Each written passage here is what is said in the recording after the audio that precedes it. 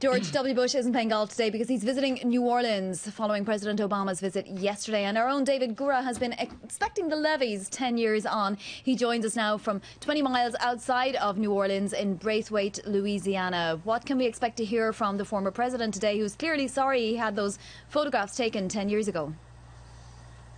Yeah, he must be. And there are plenty of people here who are not eager to defend George W. Bush. There are those who say he did come down here and make promises to the people of the Gulf. The U.S. would not forget about them. Indeed, he did that at the school he's going to visit today.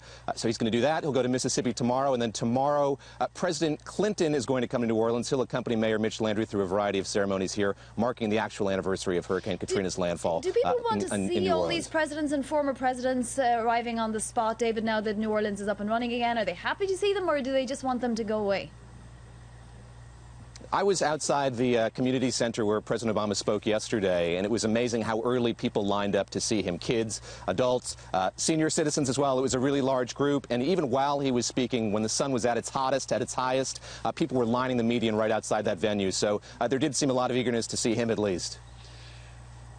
David, I remember that we were all civil engineers 10 years ago, faking our way through broken levees in pounds per square inch.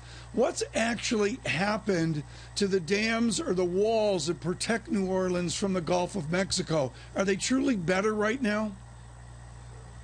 Well, where I'm standing here in Braithwaite is really on the front lines of this big debate over coastal protection and restoration in Louisiana. The state is committed to spending $50 billion, Tom, over 50 years. Where I'm standing is just a stone's throw from what's known as the Great Wall, this big 20-foot tall levee. The people on the other side of that wall, Tom, have a reasonable amount of protection. Here on this side, as you can see behind me, they do not. So the home behind me, like 40 or 50 others in this subdivision, were washed out when Hurricane Rita came through. And what it really highlights, as you're saying, is plenty of people have sat down with computer models. They've looked at where the seas are rising, what land is disappearing. That's a very cold calculus, and there are plenty of people here who say as a result of that, they've been marginalized, they've been forgotten, and that's what you're seeing behind me here. I want to go to the question I said yesterday, David, as you prepared us for the president's comments, are the stereotypes of Louisiana and New Orleans, are they drifting away? If that's true, what is the new New Orleans?